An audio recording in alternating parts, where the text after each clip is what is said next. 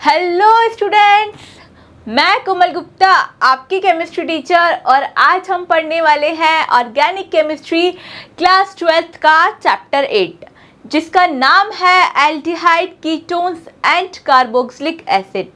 तो भाई अभी तक हम इस चैप्टर में जो पढ़ चुके हैं भाई यहाँ हम हमारे एल्डिहाइड्स की सारी नेम रिएक्शन जो है ख़त्म कर चुके हैं। अब आज बात करेंगे हम इनकी फिजिकल प्रॉपर्टीज़ की और अब ये वाला प्रॉपर्टी हम पढ़ने वाले हैं कि हमारे जो कार्बोनिल कंपाउंड्स हैं उनसे कौन कौन सी रिएक्शंस होती हैं। अभी तक हमने जो पढ़ा वो क्या था भाई, मेथड्स ऑफ प्रेपरेशन। मतलब हम ये पढ़ रहे थे कि हम एल्डिहाइड को किस किस मेथड से बना सकते हैं और अब हम बात किसकी करने वाले हैं, हम एल्डिहाइड से क्या क्या प्रोडक्ट्स बना सकते हैं। तो शुरू करते हैं पहले इनकी फिजिकल प्रॉपर्टी की, उसके बाद इनके फॉर्मेशन से क्या क्या हमें मिलता है। तो फर्स्ट फिजिकल प्रॉपर्टी जो हमारे पास है हमेशा की तरह वो है भाई स्टेट। तो जैसा कि आपको पता है हर बार एक ही बात, जो भी चीज़ लाइट होती है वो गैशियस होती है, थोड़ा वेट बढ़ने के बाद लिक्विड फॉर्म में और उसके बाद हैवी होने पे वो सॉलिड हो जाती है। मैं एक बहुत अच्छा एग्जांपल आपको बताती हूँ इस प्रॉपर्टी को याद करने का। जैसे मेरे पास मान लो कि पानी है, पानी का स्टेट कौन सा है, लिक्विड। अब वाटर मेरे पास लिक्विड स्टेट में है। जैसे ही मैं क्या करूँगी उसको फ्रीज कर देती हूँ तो क्या हो जाएगी भाई, बर्फ़ में तुम्हें वजन लगता है ना जब भी तुम उठाते हो कि भाई हैवी है, और अगर एक पड़ जाए बर्फ़ की तो मतलब पूछो ही मत क्या होगा। और अगर उसी वाटर को मैं क्या करूं, गैसेस फॉर्म में कन्वर्ट कर दूं, मतलब क्या हो जाएगा, अगर वो इवोपरेट हो जाए तो क्या वो हैवी होगी, नहीं। इसका मतलब जो हमारे गैसेस होते हैं वो ऑटोमेटिकली क्या होते हैं, लाइट वेट होते हैं देन लिक्विड और देन सॉलिड। वैसे ही ये प्रॉपर्टी अल्कोहल में, हेलो एल्केन्स में, कीटोन्स में, एल्डिहाइड, कार्बोक्सिलिक एसिड, हर जगह एक ही कॉन्सेप्ट लगता है। क्या कॉन्सेप्ट लगता है, जो भी चीज़ हमारी कैसी है भाई, लाइट वेट की है, मतलब हमारे लोअर क्या है, एल्डिहाइड हैं या कीटोन्स हैं, वो किस फॉर्म में होंगे, गैसियस फॉर्म में। उसके बाद जो आएंगे वो किस में आएंगे भाई, वॉलेटाइल लिक्विड में। एक ऐसा लिक्विड जो क्या हुआ हो, मतलब जस्ट उसको हमने लिक्विड फॉर्म में कन्वर्ट किया हुआ है। उसके बाद जितने भी हमारे पास क्या बच रहे हैं, हमारे एल्डिहाइड और कीटोन्स, वो आ जाएंगे भाई हमारे लिक्विड और सॉलिड स्टेट में। तो ये फर्स्ट स्टेट समझ में आया। कैसे हम चेक करेंगे, हमेशा सिंपल चेक करना है, मॉलिक्यूलर मास, जितना ज़्यादा मॉलिक्यूलर मास का कंपैरिजन होगा वो उतना ही स्टेट उसका बढ़ता जाएगा, मतलब solid, liquid and then gas. ये बात क्लियर है। अब नेक्स्ट प्रॉपर्टी जो हम इनकी पढ़ने वाले हैं वो पढ़ने वाले हैं इनका बॉइलिंग पॉइंट। देखो बॉइलिंग पॉइंट के लिए दो फैक्टर हमारे पास डिपेंड करते हैं।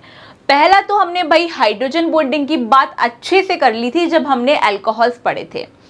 फिर उसके बाद हमने जब हेलो एल्केन्स हम पढ़ रहे थे तभी भी हमने बोला भाई हेलो एल्केन्स में तो हमें कोई हाइड्रोजन बॉन्डिंग मिली ही नहीं थी। हमें जो हाइड्रोजन बॉन्डिंग मिली थी वो अल्कोहल्स में मिली थी।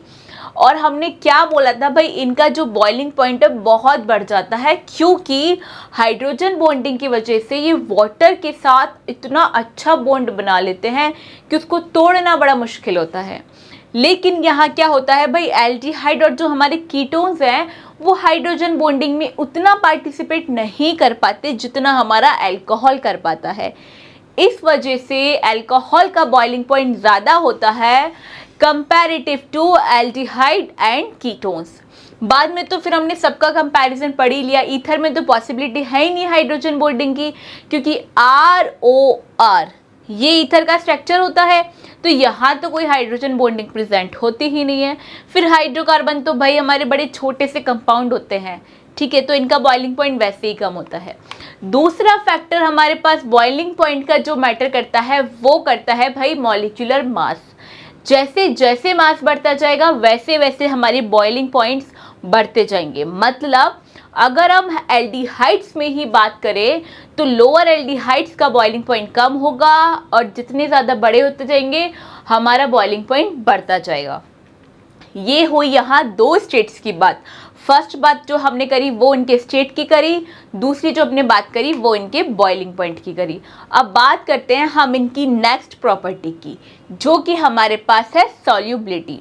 देखो, जैसे मेरे पास लोअर अल्कोहल लोअर एल्डिहाइड की हमने बात की थी मॉलिक्यूलर मास की, इसका मतलब जो हमारे पास लोअर एल्डिहाइड और कीटोन्स होते हैं, क्योंकि उनके अंदर क्या होता है, नंबर ऑफ कार्बन्स कम होते हैं। जैसे लोअर एल्डिहाइड मतलब HCHO, मेरे पास अगर फॉर्मएल्डिहाइड है तो मुझे पता है भाई वहाँ एक ही कार्बन है, तो क्या होता है भाई, जो एक कार्बन है उसके पास एक ऑक्सीजन और एक दो हाइड्रोजन, तो वहाँ पे वो वाटर के साथ अपने बॉन्ड्स थोड़े थोड़े बना लेता है और सॉल्यूबल होना शुरू हो जाता है। लेकिन जैसे जैसे हम हायर नंबर ऑफ एल्डिहाइड या कीटोन्स की तरफ जाते हैं तो हमारे पास क्या होता है, नंबर ऑफ कार्बन बढ़ना शुरू हो जाते हैं। अब नंबर ऑफ कार्बन बढ़ना शुरू हो गए तो भाई यहाँ पे हमारे पास दो प्रॉपर्टीज होती हैं। एक हमने बचपन में सुना था भाई हाइड्रोफोबिक पार्ट, और एक हमने सुना था हाइड्रोफिलिक पार्ट। मुझे पता है फोबिक का मतलब होता है फोबिया, मतलब डर। इसका मतलब जो हमारे पास हाइड्रोफोबिक पार्ट होता है वो क्या होता है भाई, वाटर से तो डरता है। मतलब वो जो मेरे पास इंसॉल्युबल वाला पार्ट है वो कैसा है, हाइड्रोफोबिक। और हाइड्रोफिलिक मतलब वाटर अट्रैक्टिव। मैं आपको एक एग्जांपल देती हूँ। जैसे मेरे पास ये कोई कार्बन चेन है एल्डिहाइड की, ठीक है। अब एल्डिहाइड की कार्बन चेन है, जो पार्ट सॉल्युबल है वो तो एल्डिहाइड वाला का चेक करना है हमें। इसका मतलब भाई इसमें इतना सारा जो है क्या है, हाइड्रोफोबिक पार्ट। इसका मतलब जैसे जैसे हमारे पास क्या होते जाएंगे, हायर एल्केन्स और कीटोन्स आते जाएंगे, वैसे वैसे हाइड्रोफोबिक पार्ट बढ़ता जाएगा और हाइड्रोफिलिक पार्ट छोटा मिलेगा। तो यहाँ पे क्या है, इनकी सॉल्युबिलिटी कम होती जाएगी। क्या ये बात क्लियर है? एल्डिहाइड और कीटोन्स में लोअर एल्डिहाइड्स जो हैं सॉल्युबल होते हैं, क्योंकि उनमें हाइड्रोफोबिक पार्ट भी छोटा होता है और हाइड्रोफिलिक भी, जिसकी वजह से वो वाटर में अपने बॉन्ड्स बनाना शुरू कर देते हैं और वहाँ पे वो सॉल्युबल हो जाते हैं। लेकिन ऐसे ही जैसे ही हायर एल्डिहाइड आते हैं वैसे ही हाइड्रोफोबिक पार्ट बढ़ जाता है और सॉल्युबिलिटी अपने आप कम हो जाती है। तो ये हुई तीन प्रॉपर्टीज। अब नेक्स्ट प्रॉपर्टी की हम बात करते हैं इनके कलर ऑडियोर की। तो भाई इनका ऑडियोर कैसा होता है, देखो मैंने आपको शुरू में एक बात बोली कि हमारे जितनी भी अच्छी फ्रेगनेंस आती है वो किससे आती है भाई, एल्डिहाइड और कीटोन से। लेकिन वहाँ हम क्या यूज़ करते हैं, हायर एल्डिहाइड और हायर कीटोन्स। लोअर एल्डिहाइड और लोअर कीटोन्स जो होते हैं उनकी स्मेल गंदी होती है। मैं आपको एग्जांपल बताती हूँ, आपको हमेशा याद रहेगा। जैसे किसी ने दारू को स्मेल किया होगा, लैब में तो किया ही होगा, तो लैब में कभी अल्कोहल को सूंघना कैसा होता है, गंदा स्मेल होता है, मतलब फंजाइंट स्मेल जो है उसकी होती है। जैसे जैसे हम हायर अल्कोहल्स की तरफ जाते हैं, हायर कीटोन्स की तरफ जाते हैं, वैसे वैसे उनका फ्रेगनेंस अच्छा होता जाता है। इसकी वजह से हम इनको परफ्यूम्स बनाने के लिए भी यूज़ करते हैं, डिओड्रेंट्स, सब में हम एल्डिहाइड और कीटोन्स का ही यूज़ करते हैं। ऑडियोर ख़त्म। अब ऐसे ही भाई जैसे हमने फिजिकल प्रॉपर्टीज़ हमारी ख़त्म कर दी, अब स्टार्ट करते हैं हम इनके केमिकल रिएक्शंस। मतलब एल्डिहाइड के साथ या कीटोन्स के साथ अब पढ़ेंगे बाकी कंपाउंड्स को रिएक्ट करवाने पे हमें क्या ऑब्टेन होता है। फर्स्ट रिएक्शन जो हम पढ़ने वाले हैं, एडिशन ऑफ HCN। अब पहली बात सुन लो अच्छे से, ये पार्ट जो अब पढ़ रहे हैं हम केमिकल रिएक्शन का, बहुत बहुत इंपॉर्टेंट है। मतलब आज की क्लास में केमिकल रिएक्शन से एक क्वेश्चन आना ज़रूरी है। तो ये मान लो अगर तुमने ये क्लास पढ़ ली तो तुम्हें 2 नंबर 4 नंबर तो मिल ही जाएंगे। यहाँ से एक क्वेश्चन तो मिनिमम मिलेगा, मतलब मिनिमम मिलेगा ही मिलेगा, मैं 100% श्योर हूँ। और बाकी एक से ज़्यादा 2 भी मिल सकते हैं और 3 भी, क्योंकि अभी हमारे एग्ज़ाम पैटर्न चेंज हो चुका है, जिसकी वजह से हमें क्या है, नंबर ऑफ क्वेश्चन ज़्यादा मिलेंगे। तो वैराइटीज़ ऑफ क्वेश्चन में हमें क्वेश्चन कहाँ से आएंगे भाई, ऑप्शनल में भी आ सकते हैं। तो उसके लिए हमें सारा कॉन्सेप्ट पढ़ना पड़ेगा, ठीक है। तो यहाँ एकदम ध्यान से पढ़ना, जैसे जैसे करवाते जा रहे हैं रिएक्शन को वैसे वैसे लिखते जाओ, समझते जाओ। बहुत सिंपल काम है, एकदम ट्रिकी वे से हम इसको पढ़ेंगे। जैसे कि नाम है एडिशन ऑफ HCN, हमें किसका एडिशन करना है, HCN का। किस में करवाना है, कार्बोनिल कंपाउंड्स में। तो सबसे पहले हम क्या बनाएंगे, कार्बोनिल कंपाउंड, ठीक है।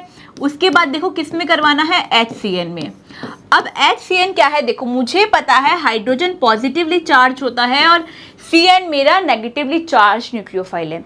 ये रिएक्शन जो है एक्वस मीडियम में होती है, मतलब वाटर की प्रेजेंस में, H2O। अब H2O में भी क्या है, H प्लस और OH माइनस। अब यहाँ क्या होता है, देखो मुझे पता है भाई कार्बोनिल कंपाउंड जो है मेरा हमेशा कैसा नेचर रखता है, पोलर नेचर रखता है। कार्बन पॉजिटिवली चार्ज और मेरा ऑक्सीजन नेगेटिवली चार्ज एटम है, ठीक है। अब यहाँ क्या होता है, जैसे ही ये कार्बन पे पोलैरिटी जनरेट होती है वैसे ही HCN का जो हाइड्रोजन है वो वाटर मॉलिक्यूल के OH के साथ रिएक्ट करके चलता बनता है। अब ये तो चला गया और किसको छोड़ गया भाई, ये हमारे पास न्यूक्लियोफाइल को, मतलब CN माइनस। अब हमने न्यूक्लियोफाइल वाला रिएक्शन अच्छे से पढ़ा है एकदम, जब हम हेलोएल्कीन्स पढ़ रहे थे, ठीक है। जिसको पढ़ना है वो हेलोएल्कीन्स वाले पार्ट में जाके न्यूक्लियोफाइल रिएक्शंस का अटैक देख सकता है, ठीक है। अब यहाँ हमारे पास ये कंपाउंड है। अब मुझे पता है ये कार्बोकेटायन है और ये एनायन है। अब न्यूक्लियोफाइल किस पे अटैक करेगा, कार्बोकेटायन पे अटैक करेगा। देखो अब इसके पास जैसे ही ये न्यूक्लियोफाइल अटैक करता है वैसे ही क्या होता है, यहाँ हमारे पास जो कंपाउंड मिलता है भाई वो हमें कुछ ऐसा मिलता है। क्या ये जुड़ गया कार्बन के साथ CN। अब मेरे पास क्या बचा है भाई, O नेगेटिव। ये मेरी जो है लास्ट स्ट्रक्चर मुझे आई। अब वाटर मॉलिक्यूल का जो OH आयन था वो तो मेरे HCN वाले हाइड्रोजन के साथ चला गया था और उसने भी किसको छोड़ दिया था, H प्लस को। तो मुझे यहाँ दिख रहा है भाई ये H प्लस आके यहाँ जुड़ने वाला है। सिंपल सी रिएक्शन है ना बहुत। देखो अब यहाँ क्या हुआ, ये वाला जो कार्बन है इसके साथ एक साइड तो साइनोहाइड्रीन आके जुड़ गया और एक साइड OH। बिल्कुल सही बात है। अब ये ही हमारा लास्ट कंपाउंड बना, मतलब एडिशन ऑफ HCN में जब भी हम कार्बोनिल के साथ HCN की रिएक्शन करवाएंगे तब हमें क्या मिलेगा भाई, साइनोहाइड्रीन जो है हमें मिलता है, ठीक है। अब दूसरी बात तुम ये देखो, जब हम कार्बोनिल कंपाउंड्स की अगर यहाँ प्रॉपर्टी पूछ लेता है, स्ट्रक्चर पूछ लेता है, तो देखो कैसे चेक करेंगे। कार्बोनिल कंपाउंड्स में एक डबल बॉन्ड है, इसका मतलब भाई ये sp2 हाइब्रिडाइज्ड प्लेनर ज्योमेट्री जो है इसकी होती है। लेकिन जब साइनोहाइड्रीन का फॉर्मेशन होता है, ये जो कॉम्प्लेक्स मेरे पास मिला इसमें चारों सिग्मा बॉन्ड है। क्या तुम्हें चारों सिग्मा बॉन्ड दिख रहा है, बिल्कुल। अब इस चारों सिग्मा बॉन्ड की वजह से इसकी स्ट्रक्चर कैसी हो जाती है, टेट्राहेड्रल। मतलब ये कैसा है भाई, sp3 हाइब्रिडाइज्ड। तो ये होता है एडिशन ऑफ HCN पे। ऐसे ही जितना सिंपल ये है ना, ऐसे ही सिंपल रिएक्शंस पढ़ने वाले हम सारी, ठीक है। नेक्स्ट रिएक्शन की हम बात करते हैं भाई NaHCSO3 के साथ, सोडियम बायसल्फेट। देखो यहाँ मैंने एक चीज़ लिखी है भाई, ये होते हैं एल्डिहाइड और कीटोन्स के टेस्ट के लिए। क्यों होते हैं अभी आपको पता चल जाएगा। सबसे पहला काम, जिसके साथ रिएक्शन करवानी है उसको लिख दो और जिसके साथ जो अटैक करने वाली स्पीसीज है उसको भी लिख दो। सोडियम बायसल्फेट यहाँ अटैक करने वाला है, बिल्कुल। अब क्या होगा, पहले की तरह यहाँ पोलैरिटी जनरेट होती है बिल्कुल सेम तरीके से। इसके पास पार्शियल नेगेटिव चार्ज और इसके पास पार्शियली पॉजिटिव चार्ज, ठीक है। अब क्या होगा भाई, यहाँ पे भी एक्वस मीडियम में हम इसको करवा रहे हैं तो वापस क्या होगा, OH आयन किसको ले जाएगा, हमारे Na प्लस को, और हमें क्या मिल गया, HSO3 माइनस। मतलब ये क्या है, अब हमारे पास ये हमारा न्यूक्लियोफाइल है जो हमारे कार्बोकेटायन पे अटैक करने वाला है। तो हमें अटैकिंग स्पीसीज भी मिल गई, तो सिंपल सा काम है, अटैक जाके करवा दो। क्या हुआ भाई, इस कार्बोकेटायन मेरे पास बना और मेरे पास O नेगेटिव यहाँ बना। मुझे अटैकिंग स्पीसीज क्या मिली भाई, SO3H। बिल्कुल सही बात है। और ये क्या था, O नेगेटिव। अब हाइड्रोजन यहाँ से मुझे पता है H प्लस और OH आयन से, OH आयन तो Na के साथ चल गया था, यहाँ किसको छोड़ के गया, ये हाइड्रोजन आयन को। अब ये हाइड्रोजन आयन जाके कहाँ जुड़ेगा, उसको नेगेटिव चार्ज दिख रहा है तो वो जाके यहाँ जुड़ जाएगा। वापस से देखो यहाँ पे एक सेम ही चीज़ हो रही है जैसे यहाँ हुई थी। यहाँ पे sp2 मेरे पास था और यहाँ पे मुझे जो स्पीसीज मिल रही है वो कैसी है भाई, sp3 हाइब्रिडाइज्ड। देखो यहाँ पे क्या मिला, OH और SO3H। क्या बिल्कुल सही बात है, ठीक है। अब ये जो मेरे पास कंपाउंड मुझे मिला ना, ये क्या करता है, वाइट क्रिस्टलाइन सॉलिड का एक पीपीटी बना लेता है। अब इस पीपीटी की वजह से मुझे पता चलता है, क्योंकि यहाँ पे एल्डिहाइड और कीटोन्स के साथ ही क्या करता है, ये वाइट कलर का क्रिस्टलाइन पीपीटी बनाता है, जिसकी वजह से मैं बता सकती हूँ कि जिसके साथ, जिस कार्बोनिल कंपाउंड के साथ हमने इसका रिएक्शन किया है वो या एल्डिहाइड या तो कीटोन होगा।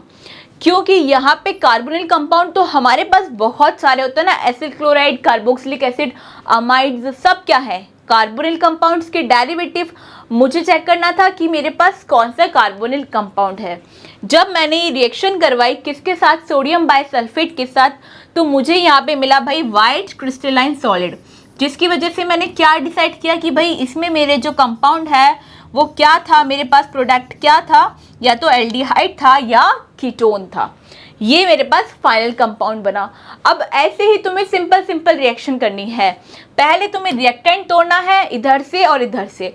कार्बोनिल कंपाउंड हमें पता है पोलर नेचर का होता है, नेगेटिव पार्ट को पॉजिटिव पे जोड़ दो, पॉजिटिव पार्ट को नेगेटिव पे जोड़ दो और हमें हमारी रिएक्शन मिल जाएगी।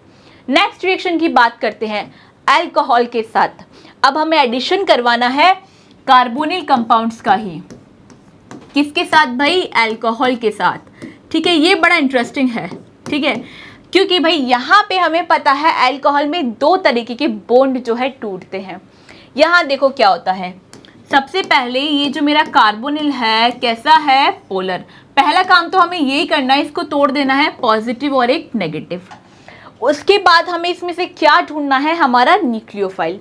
हमने चीज़ देख ली कि जो हमारा अल्कोहल होता है वो दोनों नेचर दिखाता है, इलेक्ट्रोफाइल का भी और न्यूक्लियोफाइल का भी।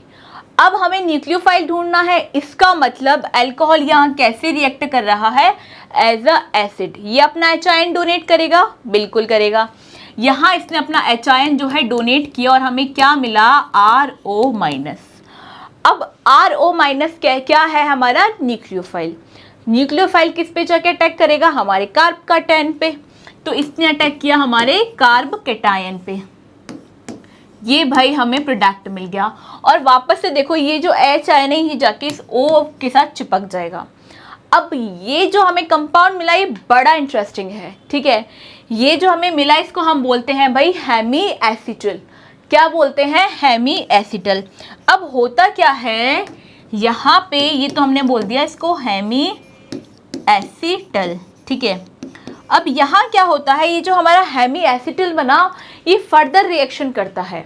किसके साथ करता है, बचे हुए अल्कोहल के साथ। देखो इसमें क्या होता है आगे, जैसे मेरे पास ये मुझे मिला OH और एक पे लग रहा था OR।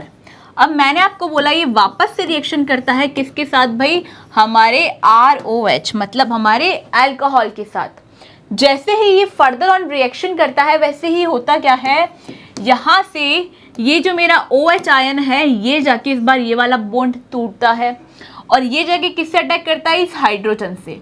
इस हाइड्रोजन को लेके क्या निकाल देता है, यहाँ से ये वाटर निकाल देता है। जैसे ही इसमें से वाटर निकलता है वैसे मेरे पास क्या स्पीसीज बची, O- और OR। अब ये तो यहाँ पे निकल गया किस फॉर्म में, OH नेगेटिव फॉर्म में।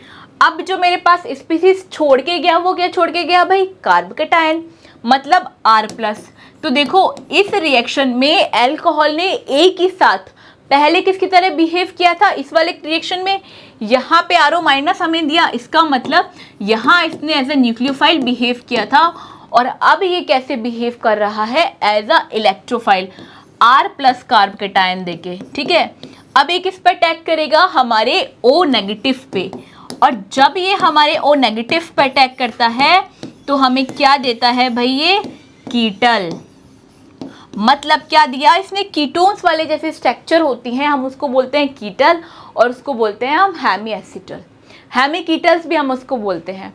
ये जो हमारे पास कंपाउंड बना है इसको हेमी कीटल या हेमी एसिटल, और इसको हम बोलते हैं कीटल्स। क्या ये बात याद रहेगी कीटल्स को हमने कैसे बनाया, क्योंकि क्वेश्चन कैसे भी आ सकता है। हमें इस बार किस फॉर्म में मिलने वाले हैं क्वेश्चन, ऑब्जेक्टिव फॉर्म में। तो ऑब्जेक्टिव फॉर्म में भी क्वेश्चन क्या आ सकता है, formation of कीटल is with combination of, किस किस के कॉम्बिनेशन से हमें कीटल जो है मिलते हैं। तो किसके कॉम्बिनेशन से? अल्कोहल और कार्बोनिल कंपाउंड के रिएक्शन से। ठीक है, ऐसे अब ढेरों रिएक्शन हम पढ़ने वाले हैं इनकी। ठीक है, फटाफट एक ही काम करना है। क्या करना है? कार्बोनिल कंपाउंड्स के साथ रिएक्शन करवानी है जो भी हमें डेरिवेटिव दिया हुआ होगा। ठीक है, अब यहाँ देखो, addition of ammonia and its derivative. अब हम किसका एडिशन करने वाले हैं भाई? अमोनिया का। या फिर हम क्या करने वाले हैं, इस अमोनिया में एक हाइड्रोजन की जगह हम लगाने वाले हैं एक Z ग्रुप। और जैसे जैसे हम इस Z ग्रुप को चेंज करते जाएंगे वैसे वैसे क्या होती जाएगी, हमारे प्रोडक्ट्स के जो है नेम अलग होते जाएंगे, हमारी रिएक्शंस अलग होती जाएगी। और यहाँ से क्वेश्चन ज़रूर पूछा जाएगा। और वो क्या क्वेश्चन हो सकता है? तुम्हें ये भी पूछ सकता है 2,4-DNP टेस्ट बताओ, फलाना टेस्ट बताओ। ये सारे टेस्ट हम यहीं पढ़ने वाले हैं कार्बोनिल कंपाउंड्स की रिएक्शन से। अब तुम्हें इसमें करना क्या है भाई? तुम्हें इसमें बहुत सिंपल सा काम करना है। जो भी रिएक्टेंट तुम लोगे ना, यहाँ पे इस जेड की वजह से हर बार इसका नेम चेंज होता जाएगा। अब जैसे जैसे नाम चेंज होता जाएगा तुम्हें बस उसका रिएक्टेंट याद रखना है कि तुमने यहाँ पे कौन सा कंपाउंड लिया और क्या निकालना है। यहाँ से हर बार पानी तुम्हें निकाल देना है। H2O का क्या होगा भाई? यहाँ से रिमूवल, मतलब डिहाइड्रेशन होगा इस रिएक्शन में। ठीक है, देखो यहाँ से क्या होगा, मैंने बोला H2O का रिमूवल होगा। एक ऑक्सीजन तो हमेशा कार्बोनिल वाली जाएगी, तो मेरे पास क्या बचा भाई? C और OH और NHZ। ऐसे हमारे कंपाउंड फॉर्म होंगे। फर्स्ट रिएक्शन हम देख लेते हैं इसकी। देखो, जैसे मेरे पास ये कोई कंपाउंड है, ये मैंने फर्स्ट कंपाउंड लिया है। किसका लिया है भाई? अमोनिया का, कोई भी डेरिवेटिव है। ठीक है, मैंने क्या बोला, यहाँ से हर बार H2O का रिमूवल होगा और मेरे पास जो स्पीसीज बनेगी वो क्या बनेगी भाई? ऐसी कोई स्पीसीज बनेगी। ठीक है, अब Z ग्रुप आएगा और यहाँ पे पूरे कंपाउंड का, प्रोडक्ट का नेम चेंज हो जाएगा। बस हमें वो प्रोडक्ट याद रखना है, हमारा कौन सा प्रोडक्ट बन रहा है, और उसी प्रोडक्ट से क्वेश्चन आएगा, बिल्कुल आएगा। देखो, जैसे मैंने फर्स्ट रिएक्शन जो करवाई भाई, मैंने किससे करवाई? अमोनिया से। जब मैं इसकी रिएक्शन अमोनिया से करवाऊंगी तो मैं क्या करूंगी? पहले का वाटर मॉलिक्यूल का रिमूवल। वाटर मॉलिक्यूल गया तो क्या बना भाई? इमीन। अब इमीन क्या होता है भाई? सिंपल सा कंपाउंड है। इमीन होती है ये हमारे पास। अब तुम्हें याद रखना है कि इमीन जो है किसकी रिएक्शन करवाने से होती है? अमोनिया की रिएक्शन कार्बोनिल कंपाउंड से क्या मिलता है? इमीन मिलता है। मेरे साथ बोलो, अमोनिया की रिएक्शन कार्बोनिल कंपाउंड से करवाने पे हमें मिलता है इमीन, और वहाँ से क्या निकलता है? डिहाइड्रेट होता है, मतलब वाटर मॉलिक्यूल जो है हमारा यहाँ से निकल जाता है। ठीक है, नेक्स्ट रिएक्शन देखना है। हर बार क्या करना है भाई? H2O को निकाल देना है और डायरेक्ट तुम्हें क्या जोड़ देना है? यहाँ पे जो भी तुम्हारा प्रोडक्ट बचा हुआ है सारा यहाँ जोड़ देना है। अब ये जो हमारे पास स्पीसीज बनी ना, ये याद रखना, ये क्या है भाई? इसको हम बोलते हैं सब्स्टिट्यूटेड इमीन। पर जो फेमस है ये किस नाम से है भाई? इसके बेस के नाम से ये फेमस है। ठीक है, तो अब और देखते हैं हम, और बहुत सारे कार्बोनिल कंपाउंड्स के साथ अमोनिया डेरिवेटिव्स की जब हम रिएक्शन करवाते हैं तब क्या क्या होता है। जैसे फर्स्ट एग्जांपल हमने देखा भाई, यहाँ कार्बोनिल कंपाउंड की हम जब किसी ऑक्साइड, हाइड्रोक्साइड वाले अमोनिया डेरिवेटिव के साथ रिएक्शन करवा रहे हैं तो जो हमें मिल रहा है ना भाई, ये इतना इम्पॉर्टेंट है। मतलब ऑक्सीन का फॉर्मेशन तो बहुत बार पूछा है। अगर वो फॉर्मेशन नहीं पूछेगा तो क्वेश्चन कैसे मिल सकता है तुम्हें?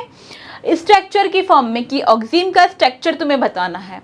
तो उसके लिए तुम्हें ये आना चाहिए भाई, ये कार्बोनिल कंपाउंड की डिहाइड्रेशन से क्या मिलता है हमें? ऑक्सीन। क्या स्ट्रक्चर होती है ऑक्सीन की? C डबल बॉन्ड N और OH। ये है हमारे पास ऑक्सीन।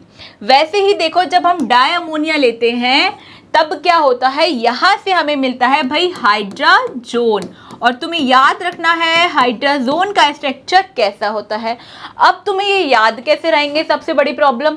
तो तुम्हें कैसे याद रहेंगे? तुम्हें कुछ नहीं करना, एक पेज लेना है, अमोनिया डेरिवेटिव्स लिखने हैं उस पेज पे, फटाफट डेरिवेटिव्स लिखने हैं पहले एक बार देख के कि कितने कौन कौन से अमोनिया डेरिवेटिव्स हमारे पास हैं। उसके बाद क्या करना है? कार्बोनिल कंपाउंड के साथ रिएक्शन करवा देनी है। जब रिएक्शन करवा दोगे तुम्हें 100% मैं बोल के लिख के दे सकती हूँ कि तुम्हें क्या है, उनके नाम अपने आप आना शुरू हो जाएंगे। जैसे OH के साथ रिएक्शन करवाई, NH2 के साथ करवाई हाइड्राजोन, फेनिल के साथ करवाई फेनिल हाइड्राजोन, 2,4-DNP के साथ करवाई 2,4-DNP टेस्ट। मतलब मैं 100% श्योर हूँ जब तुम्हें उनके डेरिवेटिव्स याद हो जाएंगे, डेरिवेटिव्स तुम लिख लोगे तो तुम्हें उनके नाम अपने आप याद हो जाएंगे। ठीक है, नेक्स्ट देखो किसके साथ रिएक्ट करवा रहे हैं हम भाई, हम रिएक्शन करवा रहे हैं इसकी कैसे कंपाउंड के साथ, कोई हाइड्राजोन के साथ, फेनिल के साथ। तो फेनिल के साथ जब इसकी रिएक्शन करवाएंगे तब क्या बनेगा भाई, फेनिल हाइड्राजोन। ठीक है, इसकी रिएक्शन कैसे होती है, मतलब ये जो प्रोडक्ट हमें मिला ये कैसा होता है भाई, ये होता है C डबल बॉन्ड N के साथ क्या है यहाँ पे NH, और इसके साथ क्या है C6H5। ये है हमारा फेनिल हाइड्राजोन। अब देखते हैं हम और नेक्स्ट रिएक्शंस कैसे कैसे हमारे पास है कार्बोनिल कंपाउंड्स की। यहाँ पे क्या हुआ भाई, यहाँ से वापस से काम करना है, वाटर मॉलिक्यूल निकालना है।